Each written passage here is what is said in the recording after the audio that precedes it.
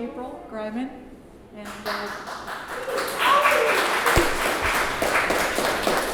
thank you, and now that's the introduction. Welcome to our first Roski design talk. There, good. Welcome to our Roski design talk tonight. Roski art design. We are going to introduce numerous ways Michael Ellsworth of Civilization, and also I'm happy that most of my class is here. Thank you for coming.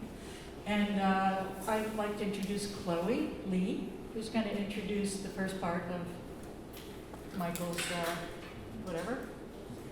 Come on up, Chloe.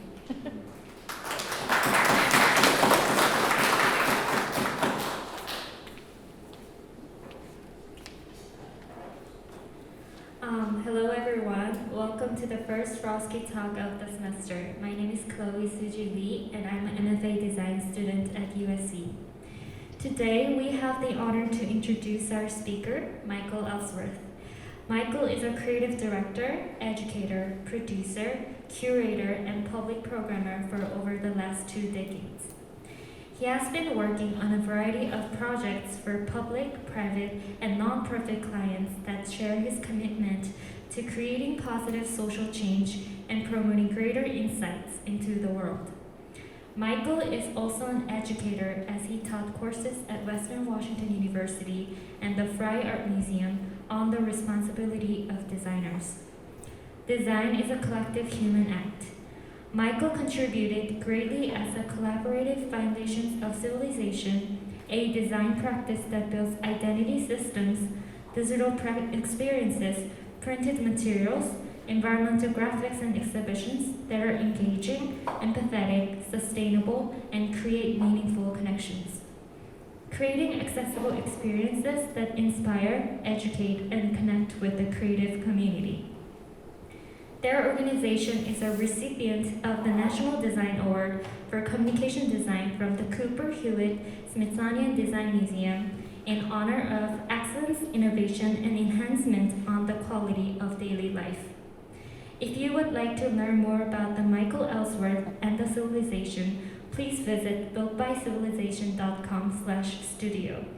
Now, without further ado, please welcome April Greiman, who will be introducing Michael Ellsworth.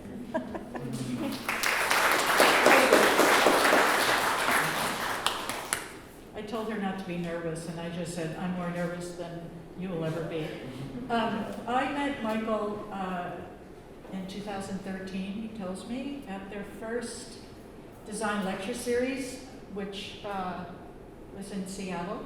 He's from Seattle. But before I talk a little bit about that, I was trying to find out more things he felt like I should say that was beyond the bio that was just read, and it covers all the kind of professional bullet points and recognition.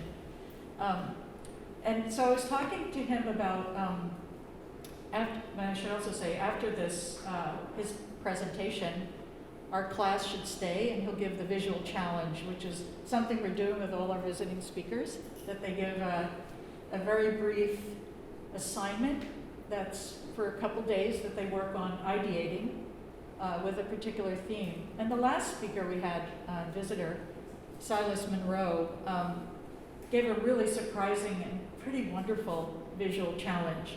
He asked them to write a haiku. And he explained what a haiku was, and it's 3 lines, and he said, make it personal, and then give some sort of, transform it into something, either sound, motion, or some sort of visual. And I was nervous about that assignment because it required some writing, and I wasn't sure how the students would embrace that. And 100% of the results or the products of that challenge were just stunning, and the one more beautiful than the next, or equally beautiful. And so in telling that, as one sample of what we've done with visual challenges this term, Michael said, oh, I've got a haiku. And I was like, really? He said, yeah. if I was thinking about what you could say about me, or that I'd like to be said about me, was that I was resourceful, and I was generous, and I was kind. So building on that, resourceful. He and his partners, built by Civilization, were able to put together the design lecture series at the Seattle Library, which is one of the most amazing libraries, and the architecture of it, by Rem Koolhaas. And he was able to pull that off with getting support culturally from institutions and other donors to this really genius idea. And it's such a well-known lecture series. It's as good as any I've been to in the world. And the speakers are always, you know, the absolute most influential and wonderful speakers. As far as being generous, the next time I saw it, well, not the next time, but one of the next times I saw it was at a really nice other conference, which is going on right now in Bend, Oregon. And it's called Bend Design, right?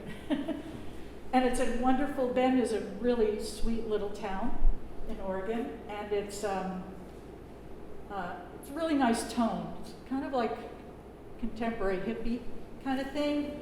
A lot of homemade beers, a lot of beverages with CBD, and lots of gift shops and wonderful artisan shops, that wonderful clothes and ceramics, and it's really kind of in its own time zone.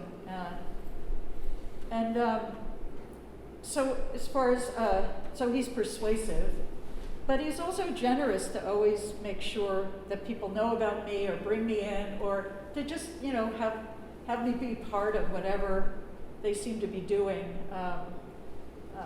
And then the last thing is kind. I would say that I found Michael to be a little dishonest and unkind to his child, which of course changed his life, Macias, because when we were in Bend, he of course touched base with his kid and FaceTime like several times a day, and I'd see him and he's like, wait, I'm on with Macias, who's at that time like 3 years old or something.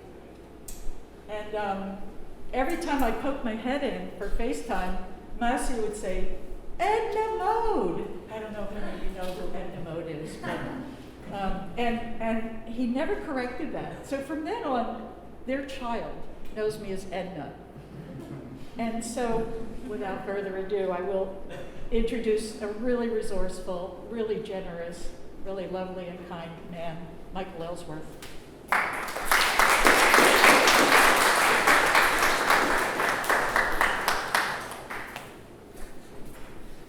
Thank you for the lovely introductions, and thank you for having me come here and talk to all of you, and thank you for all coming on a Tuesday night to watch a lecture, watch me talk here.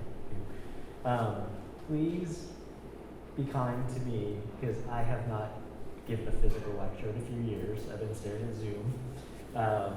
So this might be a little rocky, and I've never given a lecture with a mask. And I just want to have one warning. There's a lot of motion in my presentation, so if anyone has any vestibular issues, just please be aware. Hopefully it won't be a problem.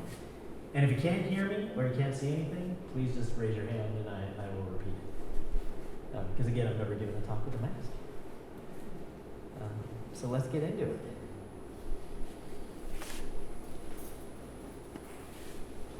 So as everyone said, I'm from a design studio called Civilization, co-founder, started it about a decade ago, but it actually started about 18 years ago with my partner Corey, who's in the conference room on a Zoom call right now.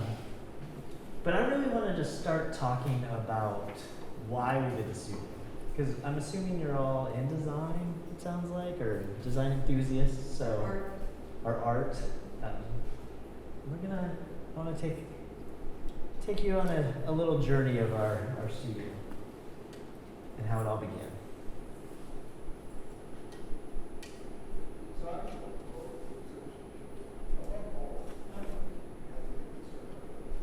About the nature of the society you're in and try to do no harm. So that's Milton Glaser.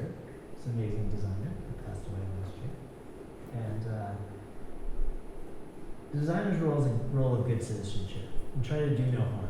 That was something that we really took to heart. But there's a challenge with that, is that our society requires some certain things from us. We have bills to pay all the time, and they're always adding up. And how do you juggle this, creating work for people, creating work that at its heart isn't selling a product, isn't trying to market a thing, it's about trying to do something positive in the world. So when we started the studio, we had this idea to solve societal problems, but somehow to fund them. And that's where the resourcefulness comes in. So one of the first projects we encountered was this idea to bring people around the table to have a difficult conversation. And the way the project started, it was a class similar to this, where they had a table that had cameras around it, and they wanted to program this table with cameras around it. And our idea was, okay, we're gonna make a website that creates conversational prompts, but what is it that we're gonna talk about? And a chef and activist friend of mine, Michael Hebb, was the person making the dinners for the table with the cameras. And he had the idea to have a dinner party about death and how to talk about death. Because he did a bunch of research and realized that 75% of Americans say that they prefer to die at home, but not many people do. People want to be with their family and tell them their final wishes, but many people don't. Many people don't say I love you to the people they want to. So what if we created a toolkit to help them do that? But how are we going to pay for that? So the first thing we did was we created an Indiegogo fund. And this was back in 2012, so people were really excited just to use Indiegogo, I think, was part of it. But we sent it out, and we had a bunch of social media influencers at the time, which looked very different than they do today. And people sent this out and spread it around, and we raised about $10,000, which wasn't a lot of money, but it was enough to get, pay people fairly. There was only 3 of us at the studio, so I was like, okay, we'll do this. And let's have dinner and talk about death was born. We put it out, and it just went totally viral. People all over the world started writing articles about it, spreading it out on social, started downloading the kits, and having dinners. So basically, it takes you through these steps. There's 5 simple steps. It's who you want to have dinner with, and what you want to talk about at that dinner, like if someone's sick or dying, or you just want to just have a conversation. And then it has read, watch, and listen articles. And the content's really simple. We just aggregated it from news articles, from NPR, from YouTube clips, podcasts, and that sets you up to this package that emails you conversational prompts and tells you how to do the dinner. And what we really got excited about with this project was you start to think about what you want people to remember you for. You really start to think about how you want to live. You really want to start to think about what's important in your life.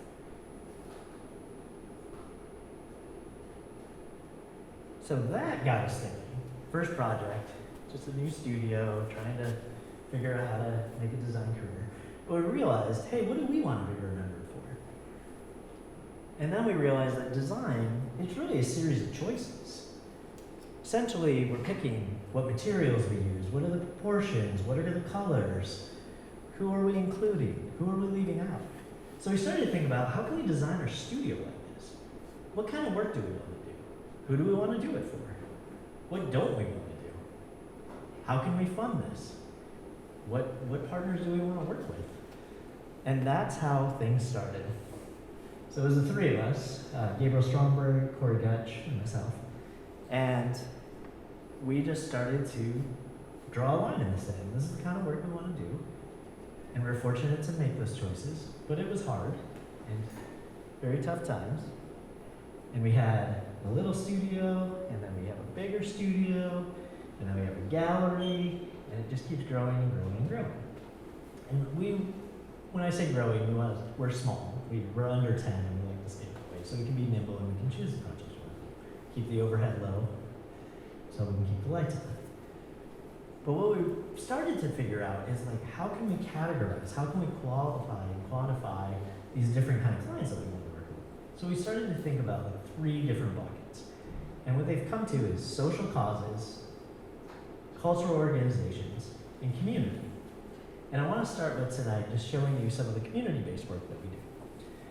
So, and I don't want to show you this as a sales pitch or a portfolio, but I want to just show you as a way that how one project led to another. Michael, maybe raise the mic up a little bit. Sometimes you don't hear this. I know. Is that better? I'll try to. Cool. How's my pace, everyone? It's good. Okay. Cool. All right. So I'm going to talk about community.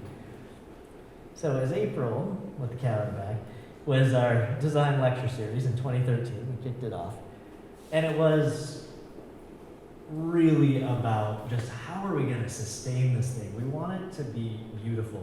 Seattle's a little bit of a sleepy town. There's not a lot of design events in Seattle, and I had the opportunity to go to New York for Design Week once, and I was like, wow, what if we just had one event like this in Seattle? So that was where it kind of came from, is how can we bring people together to talk about design? So we put together this series, and April was the first person that we wanted to have for numerous reasons. And then we just kept going, and we did them every year. And there's 4 a year, and we do it during the school year, and it's free for everybody. But it's really hard to get tickets because they would sell out, but they were free. But they would be gone in like a minute, and it started to just get really incredibly fun when that happened because people wanted to get tickets and they wanted to be a part of it, and we were just beyond thrilled. And we had amazing speakers over the years. There's Ken Garland, who just recently passed as well. He did the First Things First manifesto, which I highly recommend you researching. It was in 1967. It was about designers using their tools to not just sell products, but to do good. We had Emory Douglas of the Black Panthers, who was the Minister of Culture for the Black Panther Party and still working today. It was very, very prolific and important. And there's, we met, April and I, and people asking April for an autograph. It was like a rock concert. It was awesome. It was a hat. And then here's some posters and tote bags. And this is how we really got the lecture series going, because it's like we put these promotional posters around our town, and then when you go to the series, like tonight, you get a free tote bag. But how we sustain the series is that we put swag in the tote bags. So we would have sponsors not put their logo everywhere, and not announce them from the stage and all that. I mean, we'd be thankful. But what we did was we had them put stuff in the bags. So the bags were just loaded full of stuff. And sorry, they're not tonight, but I didn't have any sponsors. But we're loaded with things from businesses that we supported or supported design. And it really helped sustain it. Truth be told, we never really made a profit off the lecture series, and sometimes we lost money, but it was okay because we would get projects from the lecture series because it started to create awareness about us, not only in Seattle, but beyond. We also got the lecture series branding, all the posters and most of the tote bags in the permanent collection of the SF MoMA, which was very exciting for us. And now we get an SF MoMA membership card, so we get free admissions at other museums, which is great. So after the lecture series, or not after, but after doing that, we got invited to teach classes and start to engage with the community in other ways. And here's an example of a class that we taught. It was 6 classes of an after-school program in our town. And what we did was we engaged with the students who were in high school and asked them what social issue they wanted to address, because the Fry Museum wanted us to do a youth exhibit at the end of the session. And some of them were talking about bus routes, and some of them were talking about, their neighborhood being very gentrified, which was the case.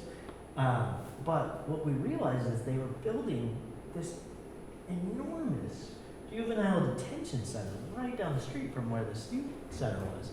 And it just didn't make make sense. And then we started doing research, and we realized they're spending $210 million on this. And we started to look at like what they pay for the public school system, and it was just not balanced. And these students started to create this exhibit where they just drew with Sharpie markers, and we'd scan it in, and then we printed these super graphics in the museum. And it was so powerful to see them become activated in using visual communication to tell the story. And that was so great to me that set us on a whole nother trajectory, wanting to like learn how to teach and educate and do other projects like this.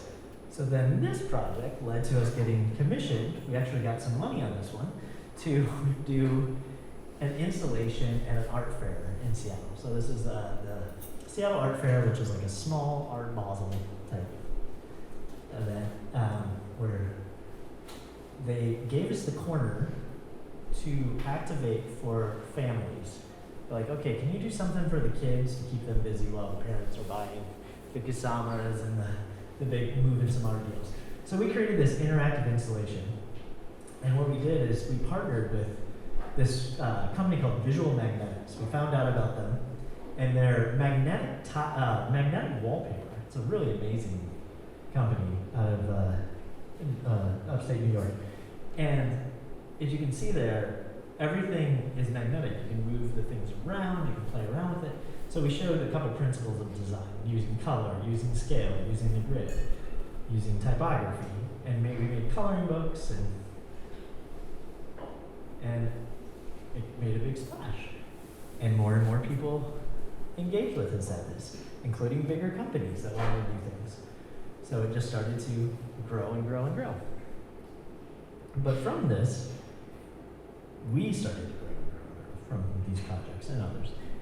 So we needed a bigger space. So we ended up moving from our tiny 600 square foot studio into a larger space in downtown Seattle on First Avenue, where we had a gallery in the front. And this is our gallery, Non-Breaking Space. And this was the last show when the doors shuttered for the pandemic. But it's As Not For, Dethroning the Absolutes. And it's the incomplete history of African American design in America. It's a fantastic show, great Instagram, As Not For. Jerome Harris curated the show. It was a project for his graduate program at Yale. And him and Silas are friends, and Silas was very inspired by this exhibit. Here's some other exhibits. Na Kim, an amazing designer from South Korea via Berlin. In our first exhibit, we co-created with Milton Glaser, which was a complete honor. And we took the Design of Dissent, which is a great book, and turned it into an exhibition and worked with the School of Visual Arts. So our gallery started opening. It was very frequently viewed. It was really fun. It was always free. You could come in any day. At first Thursdays, they had an art walk like most cities, and people would come and engage. And we never made $1 off of the gallery. Lost so much money, but we got more and more clients. And here's a picture of it now. It's boarded up, and with the Shirley Chisholm quote that we find very appropriate for these times. Which leads me to our second pillar. So that was some of our community work. Social causes. This is some more work that we're really passionate about, but does not pay very much money at all. So how could it? They need to spend money for the cause, not for just marketing. So what we do with this is we try to figure out ways to, again, be resourceful. So we got a printer to donate some paper and some ink and their services, and we got an organization, a nonprofit, to help sustain some of this. And we created these Set Them Free posters, both in English and Spanish. And this group went down to the border at El Paso to protest the camps there. And some of our team went as well. It was a very powerful, scary time. Some other issues, which this one is, I don't know if this is successful or not, but I'm just going to talk about this project. So we partner with the Nature Conservancy to try to address and activate people around climate change. they've never addressed climate change in the 60 years that they've been around. So they wanted to do a pilot program with Washington and Oregon. And what we did was we worked with pollsters, which I've never done before, people on the street with the clipboards getting information from people. And the pollsters came back and were like, don't say climate change. Okay? We need to be really, careful how we step with this. So we came up with this idea, okay, well, it affects everyone. So we called it Everyone. And it was a series of 30-day challenges to reduce your impact. And we did these billboards around the state, which had magic math. If you eat a meatless meal every day for 30 days, it reduces all this carbon, 200 million tons. And then it showed what the Nature Conservancy was doing. But as the conversations are happening, as we're becoming more and more aware that, individual action is not going to save the planet. We all have to lean on our elected officials and corporations to do a better job. But the Nature Conservancy is doing a good job. But I won't go down that path. Another exciting project that just came out that we helped legalize right now in Washington, Oregon, and Colorado is the natural organic reduction. It's human composting. And this is Recompose. And the person behind it, Katrina Spade, is a brilliant architect, engineer, and scientist, and a polymath. And she has not only helped pass these laws, she has this beautiful headquarters in Seattle, where these are the vessels, as you see on the left. And what it does, in 30 days, is your body becomes complete dirt. No bones, nothing. And we have a partner forest, there's one in Washington now, where you bring the cubic ton of soil to that forest, and your family can have some as well. And it's the greenest way to deal with your body.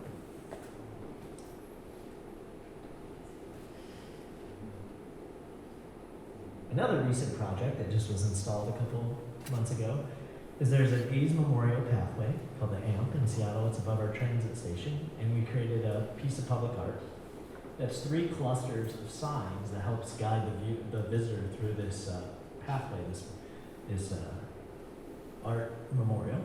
And what we did is we researched and found AIDS protest materials and AIDS signs throughout history, mostly 70s and 80s, also some 90s, and we memorialized those in steel, in concrete. So as you walk through the pathway, you see the actual slogans that were used. So we took something that would be discarded, a protest sign, and usually just at the end of the protest, they get discarded, they're left on the ground. If they're lucky, they end up being in the collector's collection or museum.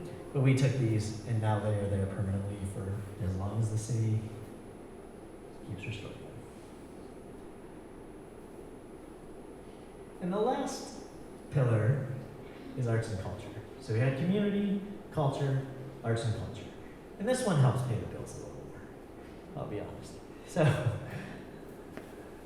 the first one I just wanted to show you, even though it's a very tiny project, it's near and dear to my heart, is our town hall. It's a venue for lectures.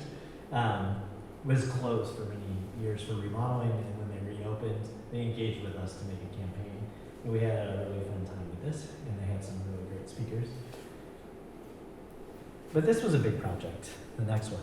This was from our little Seattle corner, we ended up getting to do the Biennale of Sydney's 21st Biennale. And it happens every 2 years, obviously. And we got to brand the parent company and the festival. And we got to do super graphics and identity systems and websites and books and everything. And we got to see and engage with Ai Weiwei and all these amazing artists from all over the world. And it was a really powerful experience. And it started to put us in a whole different position. And you know how we got the gig? The Fry, the museum with the Why Not Schools exhibition, the curator of the Fry came to our lecture series and after that exhibit, and she was very impressed with all of our work and how we activated spaces and things. And she got a new gig. She became the director of the Biennale of Sydney. And she got there and she's like, calls me and she's like, the graphics are crap. Help me. So that's how we got the gig. And from that gig, we got a bunch of other gigs, including this happened, unfortunately, was all booked for summer 2020, but the We Do Not Dream Alone, which is the first Asia Triennial in New York. They're taking over the entire city, the Asia Society in New York. We're taking over the entire city to just show artists from Asia in New York, which would have been the first time it's ever happened. Unfortunately, I mean, it went online and in book form, and we just had to improvise, but that was a really good project, and they saw our work from the biennial. So these things kind of just start to, grow and snowball.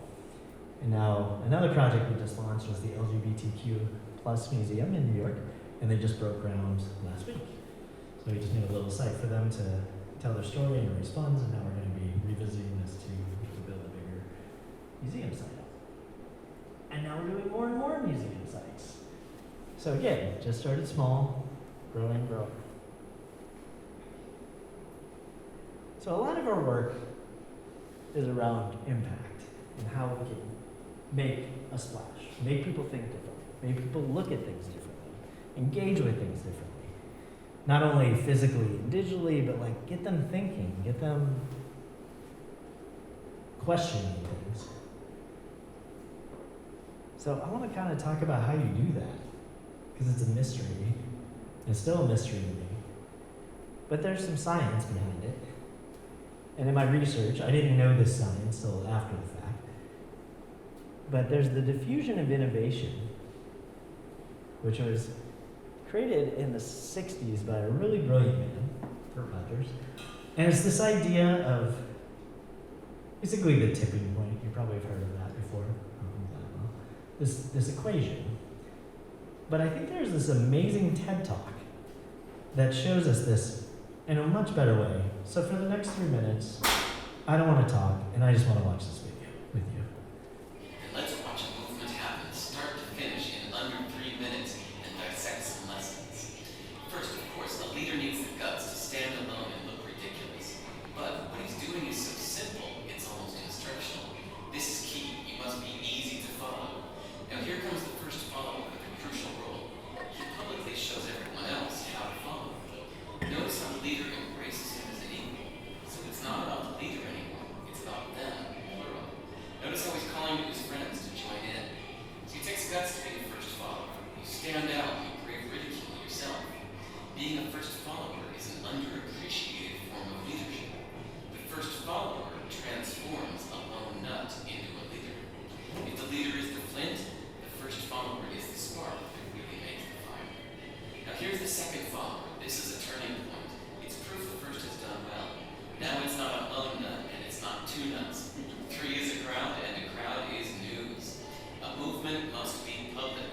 Make sure outsiders see more than just the leader. Everyone needs to see the followers because new followers emulate followers, not the leader. Now here come 2 more people, then 3 more immediately. Now we've got momentum. This is the tipping point, and now we have a movement. As more people jump in, it's no longer risky. If they were on the fence before, there's no reason not to join in now. They won't stand out, they won't be ridiculed, and they will be part of the in crowd if they hurry. But over the next minute, you see the rest who prefer to stay part of the crowd, because eventually they'll be ridiculed for not joining. And ladies and gentlemen, that is how a movement is made. So let's recap what we've learned. If you are a version of the shirtless dancing guy, all alone, remember the importance of nurturing your first few followers as equals, making everything clearly about the movement, not you.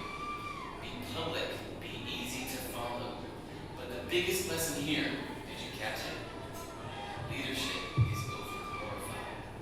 Yes, it started with the shirtless guy, and he'll get all the credit, but you saw what really happened. It was the first follower that transformed a lone nut into a leader. There's no movement without the first follower.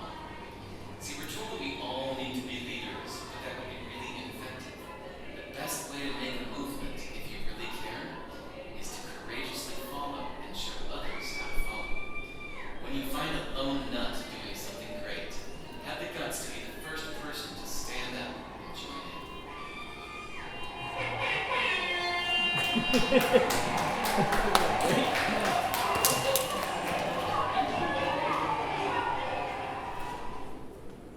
yeah, that was a really simple way on how to start a movement. Keep it simple, keep it easy, and hopefully someone will start to follow you. So speaking of, I want to talk about one case study tonight, more than the little examples I showed you, because this is a very relevant case study of today, and follows this accidentally.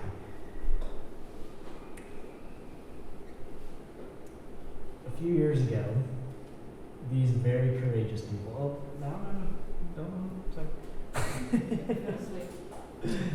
these very, very courageous people, Amelia to the left, the lone nut, love her, and Lindy West, the first follower, created a movement that is getting stronger by the day and is needed more and more every day, right now, as our reproductive justice and our reproductive rights as a country are being under attack.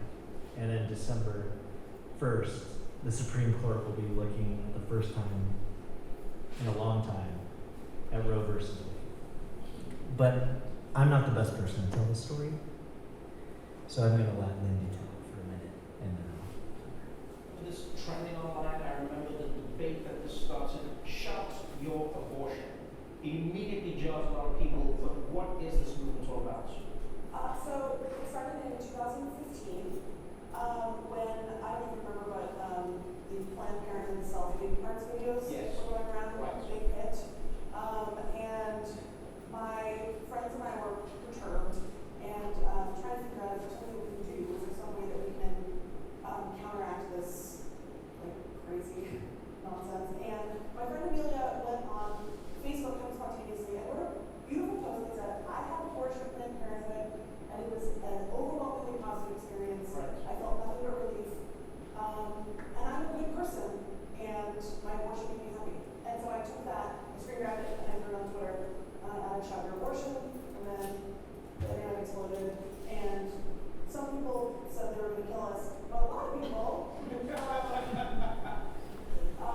joined and started telling their stories with the hashtag, and it was really kind of gorgeous. It was like this huge outpouring of just truth. Right. You know, some people had experiences that were traumatic, and some people had experiences like Amelia's that were they just felt gratitude. And a lot of people told us stories about having abortions before Roe v. Wade. And it was, you know, you've got letters from religious people and conservative people, because the reality is that people are having abortions Right. forever.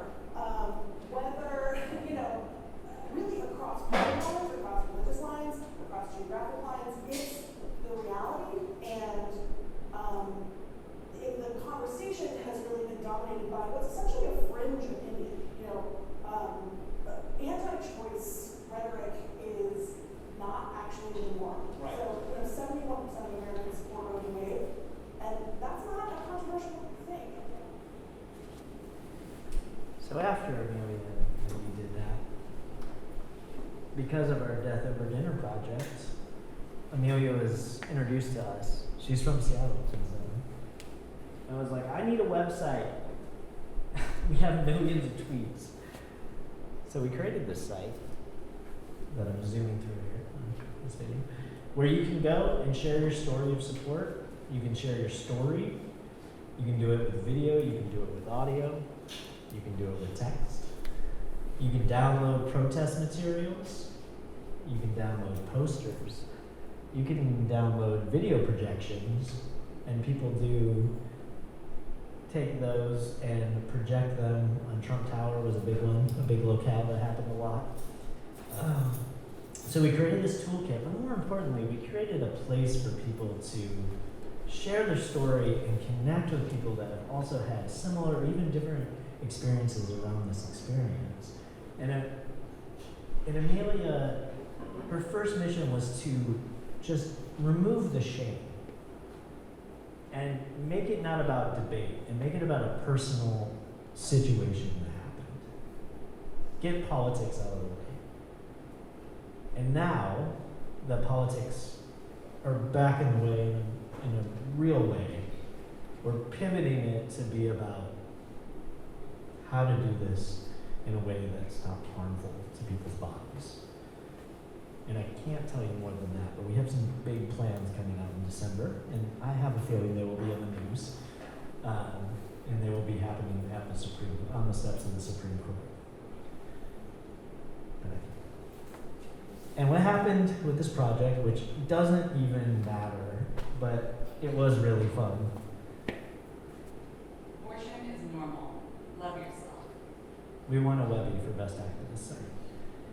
And that really helped get a lot of other projects and get the word out. And that led to us, as Chloe, thank you for the introduction, said, win the Smithsonian's National Design Award for Design Studio in 2018. And now it's 2020, and we're trying to figure everything out. We're all working remote. We're all on Zoom. Working on some interesting projects, some for museums. We just launched a really cool project that I don't have screen grabs and things, but it's called asknature.org. Highly recommend it. It's about biomimicry and how biomimicry should inspire innovations and inspire us as designers. And yeah, we just keep going. And this is my first lecture, hopefully many. And I probably went too fast, but I love.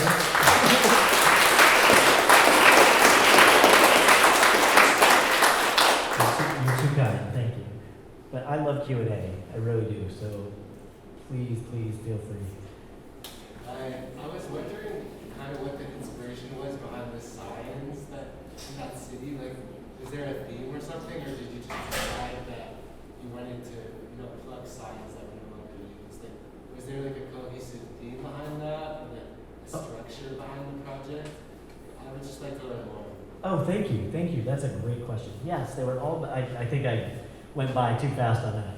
We researched very thoroughly, and we got access to some great archives. But it was all about finding actual protest signs by the ACT UP movement, or Grand Fury, or other LGBTQ activists throughout America. And then we also looked at other countries as well. Because it was a public art piece in Seattle, we did have Spanish and English. We wanted to have more languages included, but there wasn't a lot that we could find, probably because of our limited knowledge of those languages. But yes, the theme was very much like this is immortalizing or preserving these messages that were actual signs. None of it was ours. It was all just like mining archives and things. And then, I don't want to get too deep into the weeds, but there was committee after committee after committee because it's a city project, and it was part of the Sound Transit, which is our subway system. So then all these people had to weigh in on the signs. And that was like being a lion tamer with a chair, because it's like, no, that one stayed. We're not taking that one out, It says silence equals death, and that's an important piece of this history. I don't care that you don't like how that makes you feel. It's fine. So yeah, it was creating a structure and then convincing a committee or multiple committees that this was the way to go. And so far, it's had a really positive response from the community. Coincidentally, I don't know if I think this was national news. CHOP Chaz, the Capitol Hill Autonomous Zone, and during the Black Lives Matter protests. It's the memorial's like right in the same park. It's like right at the edge of the park. So a lot of the signs, even though they were in response to the AIDS crisis, do work with immortalizing that protest as well. What's the material of the signs? They're made out of steel. And Oh. Corey is would have a better answer to that. Is he not? Oh, I thought that was him. Yeah. I believe they're I know they're metal. They're very hard metal. I am not an architect. Yeah. Can you talk a little bit about the kind of naming of your design studio and kind of the branding of your design studio in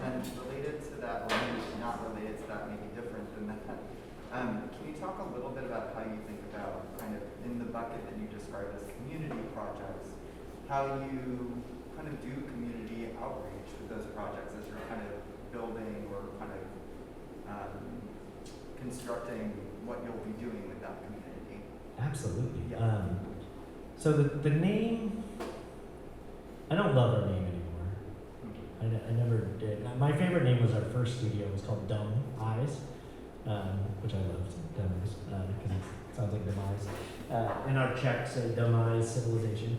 But the idea was about this kind of utopian idea that doesn't exist, about us working as one, as a species on the planet. But as you saw in our logo, it's a broken column, so it's layered. And one that might still be on the table to change one day, to be honest. But I didn't think it would last this long. I seriously thought we were only going to be around for a couple of years. But yeah, what do you think of the name? Me? Yeah, honestly. Yeah, Honestly, I don't love it. Yeah. Gandhi said, Western civilization, question mark, that's a good idea, That's a good idea. right? Yeah, right. Right. Yeah. Right. I think the broken column indicates that there's some criticality to that idea. But then it's also like, okay, if we're working with community groups and social activists, you know, some are broadly critical of the ideas that are mobilized kind of Absolutely. in the name of civilization, then kind of what does that then communicate? You know? Yes. So I hear your That's skepticism exactly about the what. title. Yeah, I mean, I hear your skepticism about the title, and it's just super interesting considering kind of the various. I mean, what's so interesting about what you presented is you have these various kind of communities that you're part of the conversation with. So whether that's kind of the LGBTQ plus community or abortion rights, or you know, and I'm just kind of interested in how then a studio like yours kind of thinks about its own identity, because it does seem to kind of diffract what the initial title of your studio is. So it's super interesting, and I was interested to hear your take on it. And I think you bring up a really great perspective. Yeah. But to your second question, Yeah. because we might, like I said, we might revisit Yeah. that because of this second question. We co-create. It's very much co-creation. And as I mentioned, it's not that I'm not part of the story, but I'm definitely not the lead singer or need to be the front man. That's a Lily, you know what I mean? That's for many of our projects, we have, you know, all of us in here are talented, right? I'm just gonna make that assumption. I believe it. We have something to give to the world. We're creative, we're skilled. I can help people with my skills and these things that I know without having it to be about me. Like, and then it's really about listening and really about helping teach. Like, how do we do this? Like, how do we do this together? What are you trying to say? And then drill down, like really, like learning the techniques that we have, like what should we do? And guiding people and trying to find like the essence of what they're trying to say and then help them say it, you know? And then bring it back to them to help them say it. I'm working on a project right now for a team design fair in Detroit. And we're trying to get more and more high school students into the design industry.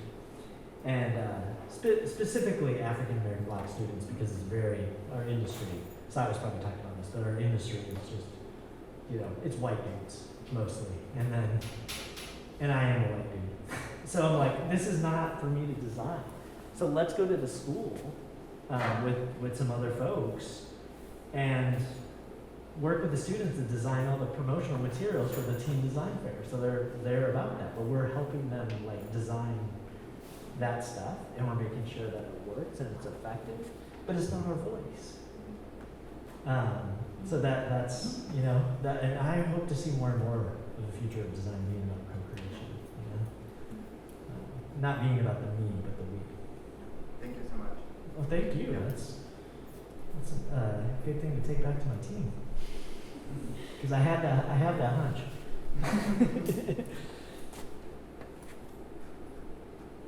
Yeah, kind of curious, like,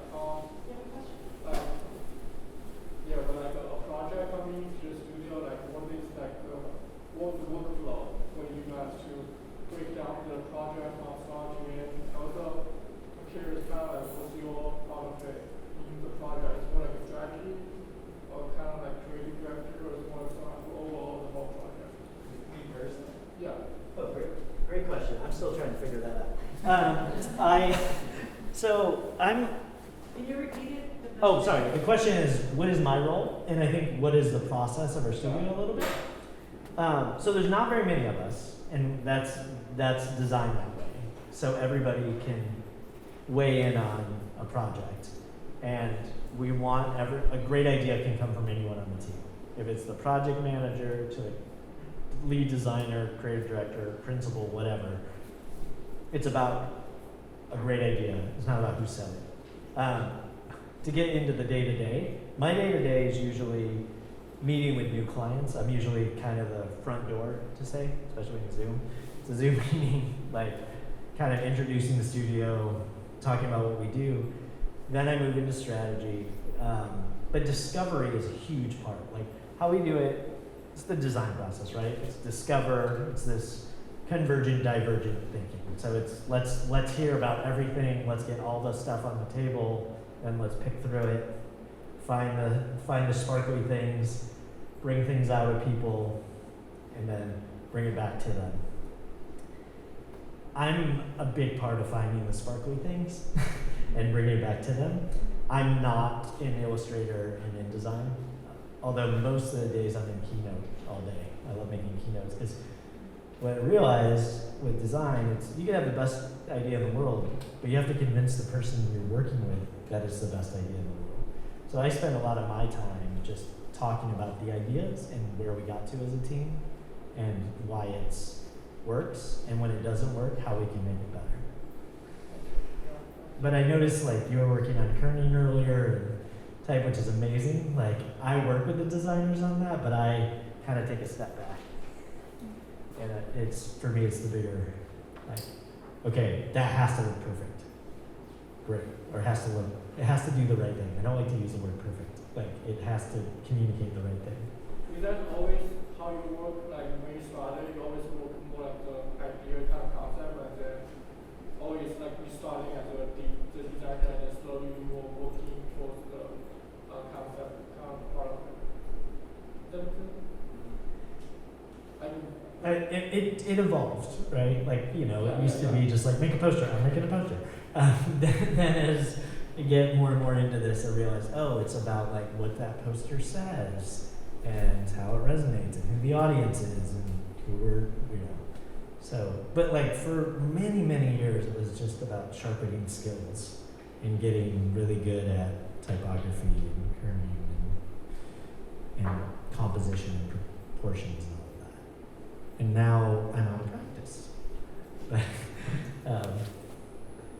And if, you know, parts of that have atrophied for me because it's more about a different way of seeing. I've never thought about that before. Thank you. Yeah.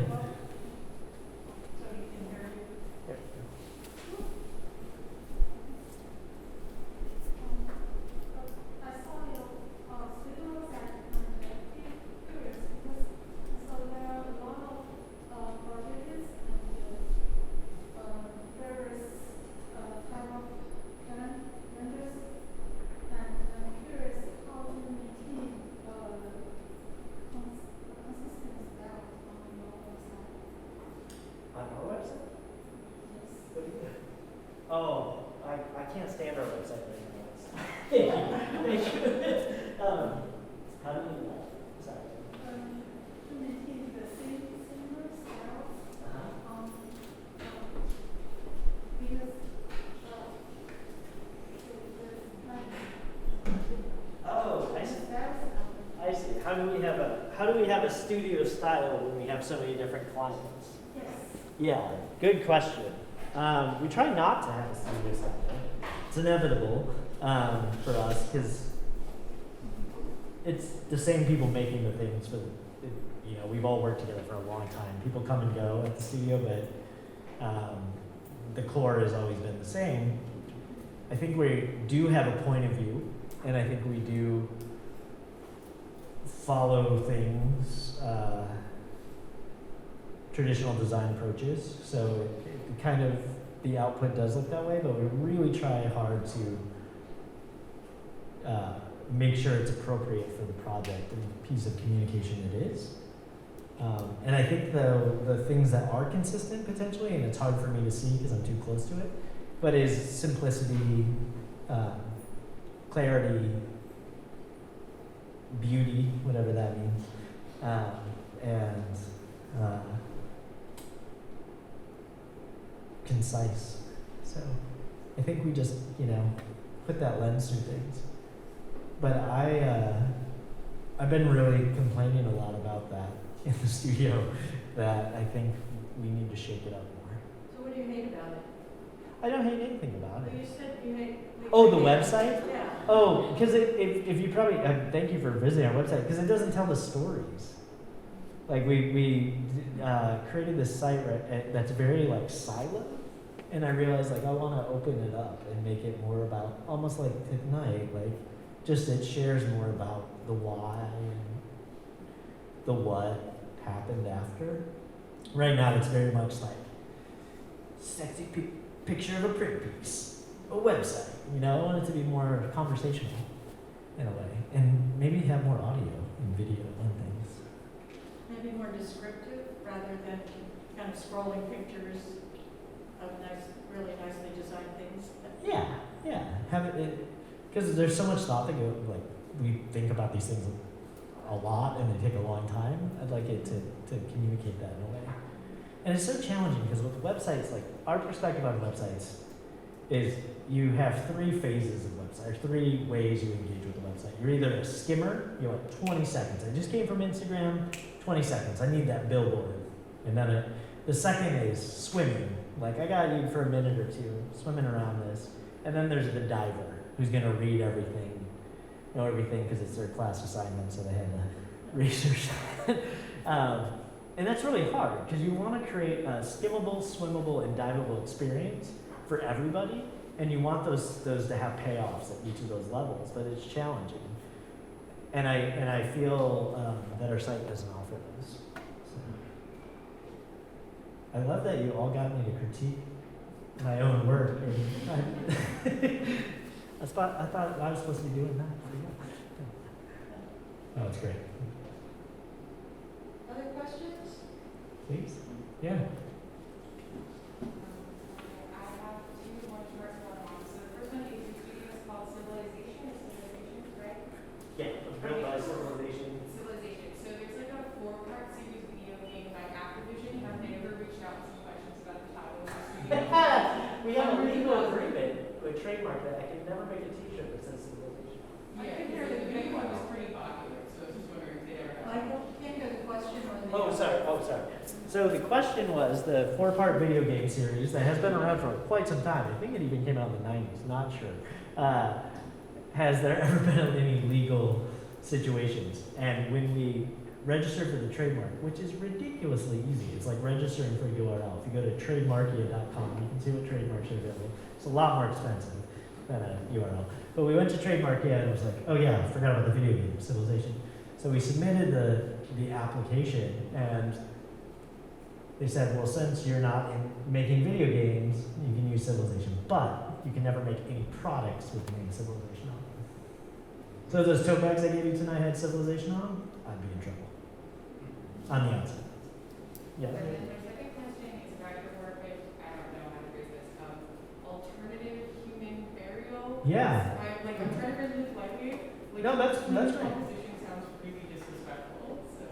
They call it that though. Okay, I don't know if you've ever heard of the author Becky Chambers, but she wrote an entire sci-fi book, and the main character, that's her job. She works at one of these on a spaceship, and she directly credits the Seattle office in inspiring the sci-fi book. So I've actually known about her forever because of the book. I was wondering what your guys' role was in, like, were you doing branding for them, or designing the actual tubes, like? Oh no, so we did. I met Katrina. She's been doing this for a long time, which that book, yeah, would be from her. She started as the Urban Burial Project about 12 years ago, and we met then. And it was a class project. It was a class project at a design school to create this. and she researched different burials and realized that, or different ways to deal with living organisms, and she realized that farmers used to compost their cattle. So she started to research and figure this out. So Olsen Kundig, a great architecture firm in Seattle that we work with, they built the vessels. Katrina and hired a bunch of scientists to help with the composition science, and then we helped with the brand, the logo mark, the website, the print collateral, and right now we're working with her on that. They're doing their first headquarters. They have a space, but they're doing the first headquarters. And we're helping with the signage and some of the interiors, but she bought this amazing, or not amazing, this hideous building in an industrial park because she needed tons of space, and real estate in Seattle is not cheap. So we have to figure out how to make this a beautiful sanctuary for people. So we are working on that right now, and I think our answer is to make the whole building a gradient, so it kind of disappears into the sky. If you read the book, there's all chapters about the place where she works. It is about a person who works at human burial centers like that. So What's the name of this book? it's called Record of a Spaceborne Few. Record of a Spaceborne Few. It's Few. about people who are born and died on a spaceship, like in the future, but we're retired off kids working as a caregiver at a human hospital. That's awesome. And they describe like how in the book it's like a spiral. You walk up to the top and you see your relatives like sort of go down into the earth and you can walk around it. So I think there are hundreds of pages of design ideas. That's interesting because an urban death plot, originally Katrina wanted to have it like this monument that was like where everybody was buried together, and that didn't resonate with people. So then it was, the culture of the individual culture of America, that was not happening. Well, thank you for the book recommendation. What's it called? Record of a Spaceborne Few. Who's the author? Becky Chambers. Cool. Thank you.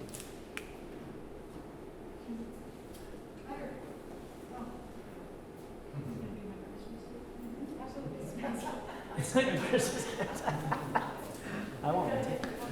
Students are for it, these are nice kids, right? Educate you. Thanks, Kylie. That's a good one. Do y'all want to hear the visual challenge? What? Do you want to hear about the visual challenge that I want you to do? I think if your talk is finished, then the public can leave, and just to the students, the visual challenge, so. I mean, everybody can stay, but, David, read your text message. I really want to thank the public for coming. I'm shocked, like, on a pandemic, and like, wow, you didn't have to be here. Thank you.